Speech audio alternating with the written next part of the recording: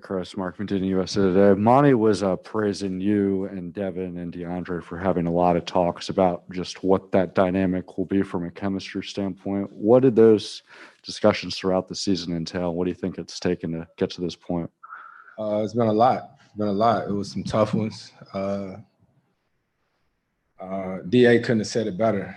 Sometimes, people take it as arguing or whatnot, but I think it was all constructive. Talking about pace, they've been on me about getting the ball up the floor faster, talking to DA about the angles of the screens. And you see, as the season goes on, how much that stuff is important about hitting the bottom, getting out, making yourself open. And I could show you play after play where it helped tonight. Chris in the back right. Chris Haynes, Yahoo Sports. Chris, can you talk about the first 5 or 6 minutes for you? It seemed like it took a little bit to kind of settle in, and you took off. When did it start to click? And what were you feeling in those initial minutes? I just missed my first couple shots. You know what I mean? I think that's the way that we play. Book got it going. I think Book had 12 in the first quarter. And that's just the way our team is. It's not just one guy that we depend on. Kale could get going. Jay might be hot. DA might have it going. And we just feed off of each other. And it's sort of just all game long, this guy, that guy. And we just try to find a way to win. Brian, over here on the left side. Hey, Chris. Obviously, we know you waited a long time, but the fans here waited a long time to see the Suns playing the finals again. Did you get to kind of just notice how much they were taking in this whole scene and how much they were enjoying what you guys were doing out there today? Not really.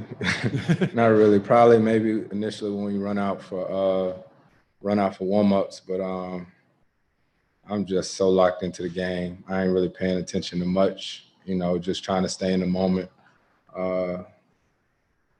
It got crazy loud during one of those timeouts, but it's exciting. And that's one win, and I think I'm just focused on the task at hand. Dwayne in the front. Yes, Dwayne Rankin, Arizona Republic. Chris, the pick and roll tonight with you and DeAndre, and then Devin getting involved in the pick and roll. What were you guys seeing tonight that led it to just seemingly flowing and getting buckets seemingly every time you guys went to it? We play a lot of basketball, so we sort of know. I was watching them soccer games today, which was crazy. I watched that hockey game last night, and I'm watching that like, damn, how do you know to pass it there? And, and they probably think the same thing with us, but we do this so often, and we've seen just about every coverage you could possibly see. So it's second nature.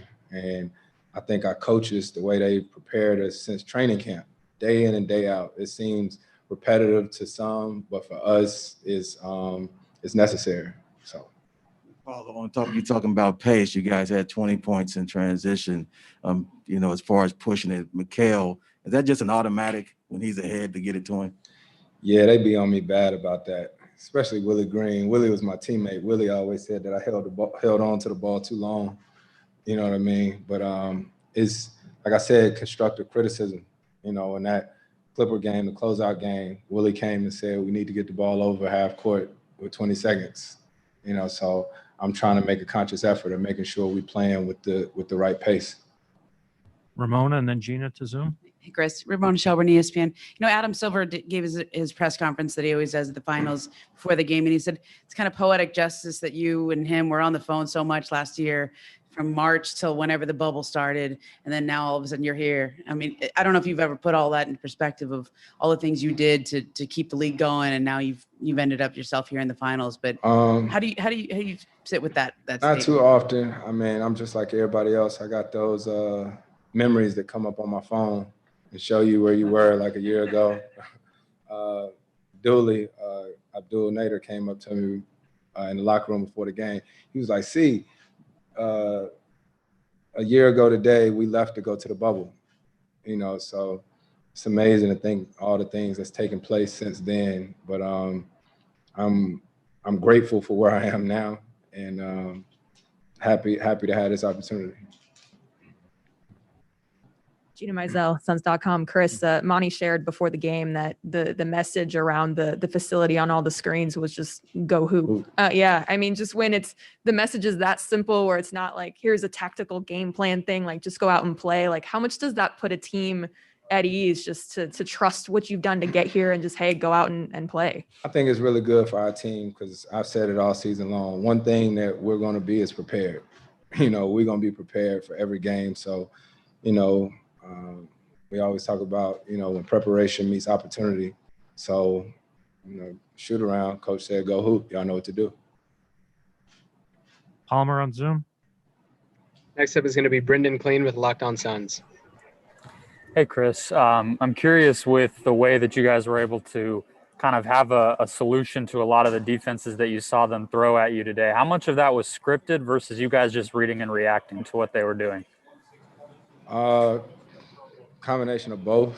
Like I said, we play a lot of basketball, watch a lot, and our coaches told us all the different things to be prepared for. We played against these guys twice.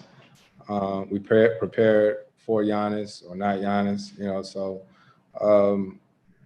we're sure they're going to make some adjustments going in the game too, and we'll probably do the same.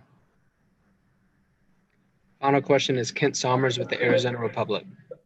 After your voice and many others in DA's ears throughout the year, what are you most proud of the way he's played this postseason? I was sitting in the back during DA's press conference just now, just hearing him talk, just seeing maturity in him, not only as a basketball player, but as a person. Everybody doesn't get a chance to know him off the court, but he has the biggest heart, one of the best guys you'll ever meet. So the success and the recognition that he's getting right now is well-deserved, and I couldn't be happier for another guy on our team. Not even you, Book. Yep.